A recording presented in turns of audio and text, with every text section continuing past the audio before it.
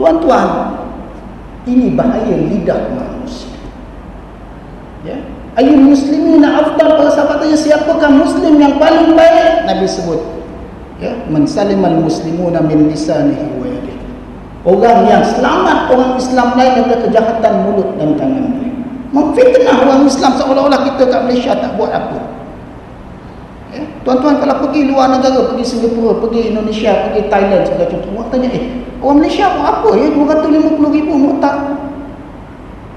Subhanallah, ini kalam yang besar. Ini perkataan yang amat berbahaya. Ini perkataan menghasut untuk menghina kita orang Islam. Ya. Sebab itu muslimin muslimat yang dirahmati Allah, pendekatan dakwah Rasulullah sallallahu alaihi wasallam, pendekatan berdasarkan fakta, ya, pendekatan berdasarkan kasih sayang sesama manusia. Kalaulah adalah contoh hamba Allah itu, ya, kadang-kadang saya pakai istilah silap paki. Ya, si Acon tu jumpa kita hari ni. Ya, Ustaz, saya mau masuk Islam. Kita baguslah, mengucaplah 2 kalimah syahadah. Dia pun mengucap 2 kalimah syahadah. Besok dia datang balik, Allah Ustaz, saya ini rasa semalam silap saya ucap. Saya tidak mau masuk Islam. Kita nak kata apa kat dia tu? Yang kedua, jiran kita dah 7 keturunan dari Islam, kita tahu tak pernah solat, kita nak kata apa kat dia?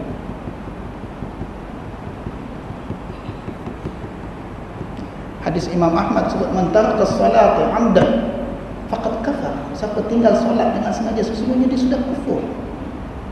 Tapi hak kita nak kata dia kufur. Ini perkara besar, bukan perkara kecil. Ya, ini perkara besar. Bagi orang yang pernah urus perkara ni, dia tahu realiti dakwah kita yang mesti diperkemaskan. Bukan retorik menyatakan kita lemah, dah. Bukan retorik memfitnah orang yang beragama lain, menyatakan mereka cuba menyesatkan orang kita. Kita buat apa? Betul ke mereka tu ada bantuan banyak daripada negara luar? Semak dulu.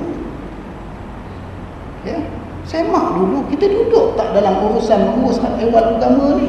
Atau sekadar duduk tengok je dan dengar khabar angin dari tepi jalan? Tak, kita sendiri, jiran-jiran kita yang belum beragama Islam, apa kita buat? Secara khusus kita kat Perlis, yang Buddha, yang Siam tu pun banyak. Apa kita buat? Itu sepatut jadi persoalan kepada kita. Ya, bukan diwar-warkan, oh orang Islam ni ada masalah, orang nak gugat akidah Islam. Subhanallah, agama ini takkan tergugat oleh manusia manapun. Allah Ta'ala akan pelihara agama kita. Jangan kita takut. Ya, agama ini akan kekal kuat walau apa cara manusia nak memusnahkan agama ini. Kalau agama ini musnah, maksudnya kiamat itu akan berlaku. Tetapi masalah utama kita ialah apa kita buat kepada agama kita.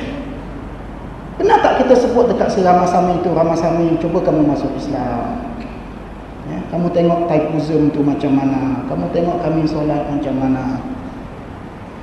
Nak Chong, mari singgah kat masjid, tengok kami solat macam mana. Boleh ke saya masuk masjid? Boleh, sila duduk masuk dalam masjid sekali. Kita pula kata, mana boleh si Acong masuk masjid? Pasal apa? Dia mana dia wuduk? Allah Akbar, dia belum Islam, nak suruh ambil wuduk macam mana? Acong tu dia berhadas besar. Berhadas besar pasal apa? Dia berjunub, tak pernah angkat hadas besar. Dia mandi 100 kali sekalipun, kalau dia tak mengucap 2 kalimah syahadah, tak terangkat junub dia. Jangan ikut emosi yang tidak benar dan tidak mendapati agama. Sebab ia akan jadi fitnah kepada agama kita. Sebab itu saya sebut tadi sedikit, ya, bagaimana Nabi SAW menyampaikan Islam kepada penduduk Makkah, menyampaikan Islam kepada penduduk Madinah. Kemudian para khulafah setelah itu macam mana mereka mengembangkan Islam itu dengan penuh kasih sayang. Spanyol, Andalusia dikuasai oleh orang Islam selama 700 tahun. Bukan sehari dua, 700 tahun. Dan yang membangunkan Spanyol, Andalusia, Granada, Sevilla dan sebagainya itu ialah orang Islam Eropah. Bangsa Moriscos, orang asal Spanyol, orang asal Portugal, orang asal selatan Perancis, bukan orang Arab. asal orang putih. Ibnu Hazmin itu orang putih. Ya, pengarang Al-Muwafaqah. Ya, Asy-Syatibi Al-Ghirnati, orang putih. Ya, apa sebab? Sebab dakwah itu sampai ke situ. Tapi bila yang kemudian itu saling bergaduh antara satu sama lain, meninggalkan kerja-kerja dakwah dan sebagainya, satu negara Andalusia pecah menjadi 36 buah negara. Daripada sebiji itu, ya, sebesar semenanjung Iberia, iaitu kawasan Spanyol dan Portugal pada hari ini, pecah jadi 36 negara. Jatuh, ya, ke tangan Ferdinand dan Isabella pada penghujung kurun ke-15 1492 sekitar pada zaman itu. Tak sampai 20 tahun lepas tu Melaka jatuh. Siapa datang? Daripada Portugal yang asalnya dikuasai oleh orang Islam. Punca apa? Orang Islam tak jaga mulut antara satu sama lain. Ya, tak bercakap berdasarkan yang hak, tak bercakap berdasarkan apa yang diperintahkan oleh Allah dan diperintahkan oleh Rasulnya. Sebab itu tuan-tuan dan puan-puan, kalau kita lihat, ya, sebagaimana saya sebut tadi, hadis-hadis yang berikutnya yang dibawakan oleh Al-Imam An-Nawawi berkaitan dengan menjaga lidah. Kita lihat hadis yang berikutnya. Ya, man yaqmanuli ma baina lahyaihi wa ma baina rijlaihi atmanu lahul jannah. Sesiapa yang bagi jaminan kepadaku apa yang berada di celah, ya, pahanya, apa yang berada di antara bibir mulutnya dan apa yang berada di antara celah pahanya, aku jamin dia dapat masuk syurga, kata Nabi sallallahu alaihi wasallam. Siapa boleh jaga mulut dan jaga kemaluan dia, kata Nabi sallallahu alaihi wasallam, aku jamin dia masuk syurga. Apa sebab? Ya, syahwat mulut ni lagi teruk daripada syahwat kemaluan. Sebab itu dipanggil kemaluan, malu sikit. Tapi mulut ni dia tak malu. Dia nak cakap apa saja, dia seronok. Ya, dia seronok bercakap perkara yang tidak benar. Sebab itu Nabi sebut, orang yang mampu bagi jaminan pelihara mulut dia, ya, jamin daripada berkata perkara yang haram, kemudian dia dapat jaga kemaluan dia daripada perkara yang haram, zina, liwat dan apa saja perkara yang membawa kepada maksiat, aku jamin dia masuk syurga, kata Nabi sallallahu alaihi wasallam. Tak susah, Islam tak pernah tawarkan jalan yang terlalu susah untuk masuk syurga. Tinggal lagi manusia itu boleh sabar ke tidak ikut apa yang diingatkan oleh Nabi sallallahu alaihi wasallam. Ya, sebab itu saya selalu ulang, tuan-tuan, hadis yang cukup bahaya yang Nabi sebut. Siapa yang keluarkan satu kalimah yang menyebabkan seorang manusia itu dibunuh kerana kalimah dia itu, hari kiamat nanti bangkit, Allah cap atas dahi dia, ya, aisun min rahmatillah, tidak akan dapat rahmat Allah orang itu kerana satu kalimah saja. Ya, dan kerana satu kalimah itu jugalah seorang manusia itu akan dapat masuk syurga. Man qala la ilaha illallah dakhala al-jannah. Siapa yang ucapkan la ilaha illallah pasti masuk syurga. Sahabat bertanya, ya Rasulullah, kalau begitu aku bagi tahu orang ramai. Nabi kata jangan. Nanti mereka, ya, ambil mudah. Maka sahabat ini riwayatkan hadis ini di saat dia hampir meninggal dunia kerana takut tidak menyampaikan apa yang pernah disampaikan oleh Nabi sallallahu alaihi wasallam. Satu kalimah sahaja selamatkan manusia. Sebab itu tuan-tuan, bila kita sebut berdakwah, ya, ajak orang masuk Islam ialah ajak orang itu mengucap dua kalimah syahadah. Ya, bukan orang tu bila dah nak masuk Islam kita tanya lagi, betul ke kau nak masuk Islam? Cuba fikir elok-elok sikit. Ya, nak masuk Islam pun suruh fikir lagi. Ya, apatah lagi bila dia nak masuk Islam kita tanya, tak takut ke kena sunat nanti? Ya, yang tu pula dia takut lakukan. Subhanallah. Sedangkan tugas dia sebagai seorang Islam ialah menyampaikan Islam, ajak orang masuk Islam. Ya, setelah itu kita bimbing dia perlahan-lahan masuk Islam. Ya. Sebab itu tuan-tuan dan puan-puan, kalau kita lihat bahaya kalimah manusia ini dalam hadis yang seterusnya, Nabi bagi ancaman yang amat dahsyat. Ya. Innal 'abda la yatakallamu bil kalimah ma yatabayyanu fiha yazillu biha ila an-nari ab'ada mimma bainal masyriqi wal maghrib. Sesungguhnya seorang hamba itu bercakap suatu perkataan ma yatabayyanu fiha. Dia tak selidik perkataan yang dia cakap itu. Ya, maka dia akan terjerumus ke dalam neraka yang sejauh antara timur dan barat. Subhanallah. Na'udzubillah minan nar. Kita mohon lindungan Allah daripada api neraka. Bercakap satu kalimah sahaja yang tidak benar, akibat dia tak selidik benar atau tidak perkataan itu, dia akan terjerumus ke dalam pintu api neraka yang luasnya sejauh timur dan barat. Apa jauh timur dan barat, tuan-tuan? Satu kalimah. Sebab itu bila kita dengar apa sahaja orang kata, kita kena selidik.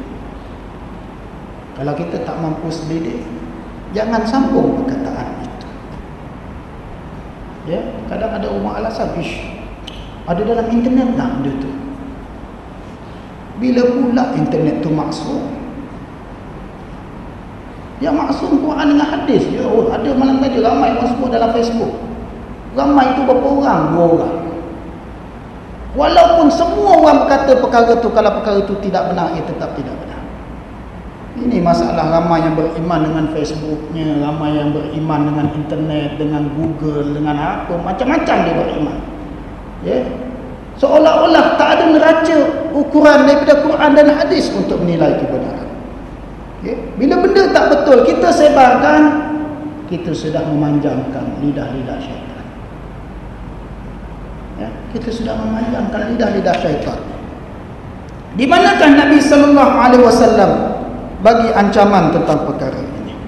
Ya, Nabi sallallahu alaihi wasallam melarang kita daripada menceritakan, menyebut apa sahaja, ya, apa sahaja yang kita dengar itu, ya, kecuali kalau kita sudah memastikan kebenaran apa yang kita sebut. Ya, tuan-tuan, ya, bayangkan, ya, Nabi sebut dalam hadis itu tadi, orang berkata sesuatu yang dia tidak selidik, dia akan jatuh dalam pintu api neraka, luas dia separuh bumi. Ya, luas dia sejauh timur dan barat. Subhanallah. Ya. Dalam hadis yang seterusnya, ya, kita lihat Nabi sallallahu alaihi wasallam memberikan ancaman lagi. Innal 'abda la yatakallamu bil kalimah min ridwanillahi ta'ala ma yulqi laha balan yarfa'uhu Allah biha darajat. Wa innal 'abda la yatakallamu bil kalimah min sakhatillahi ta'ala la yulqa laha balan yahwi biha fi jahannam. Rawahul Bukhari. Ya. Sesungguhnya seorang hamba itu berkata dengan kalimah yang mendatangkan redha Allah, ya, maka Allah akan angkat darajatnya. Sebab benda-benda yang baik, benda-benda yang baik, ajak orang kepada kebaikan, cegah orang daripada benda yang buruk, Allah angkat darajatnya. Ya, walaupun mungkin dia tak berapa tahu apa perkataan baik itu. Ya. Dan seorang hamba, kata Nabi sallallahu alaihi wasallam, bercakap dengan suatu percakapan yang mendatangkan kemurkaan Allah, walaupun benda itu kecil sangat, kata Nabi sallallahu alaihi wasallam, nescaya dia akan terjunam jatuh ke dalam neraka Jahannam. Wal'azubillah. Ya, apa sebab, tuan-tuan dan puan-puan? Sebab kadang-kadang manusia ni, ya, bila dia nak bercakap benda yang buruk, dia susah nak fikir. Tapi bila nak cakap benda yang baik, sebagai contoh tasbih, tahlil setelah solat, menyebut la ilaha illallah, menyebut subhanallah, dia berkira, oh cukup dah 33 ni, cukup dah 100 ni. Keluar dari masjid, dia lepak dekat kedai kopi, 1 jam tak cukup. Ya, kalau dekat kedai kopi itu bercakap sesuatu yang mendatangkan redha Allah, alhamdulillah. Tapi kalau bercakap sesuatu yang mendatangkan kemurkaan Allah, subhanallah, patut dia selesai daripada solat dia, selesai daripada ibadat dia, inna salata tanha 'anil fahsya'i wal munkar, membantu dia jauh daripada fahsyat dan munkar. Tapi akibat kita lupa bahaya lidah ya, sehingga dia boleh berkata sesuatu yang mendatangkan murka Allah. Contoh dia bagaimana ya? Contoh bila kita bercakap tentang maruah manusia ya, barangkali bercakap benda yang benar, lagi bahaya kalau berkata perkara yang tidak benar. Lalu kita kata Muhammad tu tak mungkin lah nak jadi orang beriman, kaki perempuan tu confirm ahli neraka. Subhanallah. Bukan kerja kita ya, bukan kerja kita. Ada siapa pegang senarai nama ahli neraka? Tak ada siapa tahu. Zabaniyah yang menjaga neraka tu pun tak ada senarai siapa nak masuk tu. Yang masuk itu semua ya, dengan pengetahuan Allah Azza wa Jalla, masuk dengan kemurkaan Allah Azza wa Jalla. Tapi kita bila tidak menjaga lidah kita ya, kita menganggap Allah Azza wa Jalla itu amat kejam kepada makhluk dia. Bila kita tengok ahli maksiat, kita malas nak dakwah kepada dia ya, kita takut untuk sebut kalimah-kalimah ajak dia kepada kebaikan ya. Lagi teruk bila kita kata jenis macam ni tak ada lah, tak usah harap lah. Ada setengah bahasa kami kat Sarawak tu diazankan kat telinga pun dia tak sedar ya. Di bank pun dia tak sedar ya, tak. Tuan-tuan, kalau kita tengok sejarah sahabat-sahabat Nabi sallallahu alaihi wasallam, Umar bin Al-Khattab radhiyallahu, pada hari dia memeluk Islam, hari itulah dia merancang untuk bunuh Nabi sallallahu alaihi wasallam ya. Orang lain marah kat Islam waktu tu, musyrikin Mekah marah kat Islam waktu tu, tak ada buat planning nak bunuh Nabi. Umar bin Al-Khattab nak bunuh Nabi sallallahu alaihi wasallam. Hari itu dia terlalu marah. Keluar rumah awal pagi, siap dengan panah dia, siap dengan pedang dia. Keluar rumah nak cari Muhammad, nak bunuh Muhammad. Tengah jalan dia jumpa orang Islam yang tua. Yang tua ni pun kita sebut dakwah Nabi, ajar kepada sahabat dia. Yang tua ni tanya, wahai Umar, nak pergi mana pagi-pagi ni? Umar kata, aku nak cari Muhammad lah, aku nak bunuh dia. Sahabat ni pun tak gabra, dia tak panik. Dia kata, Umar, sebelum kamu bunuh Muhammad, ada orang lain yang lebih utama untuk kamu bunuh. Umar rasa tercabar, semangat jahiliah dia luar biasa. Dia kata, siapa? Tahukah kamu adik perempuan nama Fatimah sudah masuk Islam? Lagilah menyinga dia. Tapi apa jadi setelah itu? Allah bagi hidayah kepada dia. Hari pertama dia masuk Islam, hari pertama itulah orang Islam secara beramai-ramai untuk pertama kali solat di hadapan Baitullahil Haram secara terbuka. Umar Al-Faruq, Khalid Al-Walid ya, yang menjadi panglima perang Quraisy, mengalahkan orang Islam, membunuh ramai orang Islam dalam perang Uhud. Apa jadi kepada dia? Akhirnya Allah bagi hidayah dan petunjuk kepada dia. Sebab itu jangan bila kita tengok manusia itu berdosa, manusia itu buat maksiat, kita terus jatuhkan hukuman dia ni dah tak larat. Oh, murtad lama dah kuat tu, tak balik Islam dah. Pasal apa tak balik? Oh, saya dah usaha 10 kali. Hidayah tu di tangan kita ke? Bukan di tangan kita. Kita diperintah untuk sampaikan, untuk bagi tahu. Kalau orang tak nak dengar, orang tak nak terima, itu bukan urusan kita. Wa ma 'ala rasuli illa al-balagh. Tugas Rasul itu hanyalah menyampaikan. Ya? Lebih daripada itu urusan Allah Azza wa Jalla. Nabi pun sebut dalam surat-surat kepada pembesar-pembesar doa, aslim taslim. Masuklah Islam, nescaya kamu akan selamat.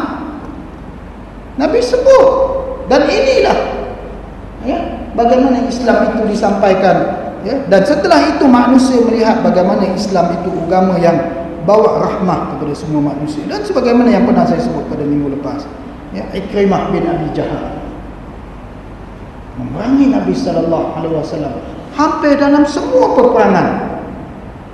Ya, pada hari-hari terakhir kehidupan Nabi sallallahu alaihi wasallam suatu Fathu Makkah, dia antara orang yang memimpin tentera Makkah menentang Nabi masuk ke Makkah. Kalah, lari lagi ke Yaman. Tapi kerana dakwah Nabi hantar para sahabat, cari dia, ajak dia masuk Islam.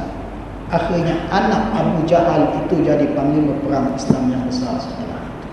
Abu Sufyan radhiyallahu anhu sebagai contoh, bapa kepada Muawiyah, ketua kepada musyrikin Makkah, apa jadi dia? Gugur syahid di medan perang dalam keadaan tangan dia pegang bendera tentera Islam, sedangkan pada masa itu kedua-dua mata dia sudah buta. Gugur syahid di medan perang. Sebab itu tuan-tuan muslimin muslimat yang dirahmati Allah, bila kita sebut soal menjaga lidah ini kita guna untuk cari redha Allah. Ya, lidah ini kita guna untuk tuai pahala, tuai ya, asbab-asbab yang membawa kita kepada pintu syurga Allah Azza wa Jalla. Saya rasa memadai sekadar itu untuk pada malam ini. Wassallallahu ala Muhammad wa ala alihi wa sahbihi wasallam. Wassalamualaikum warahmatullahi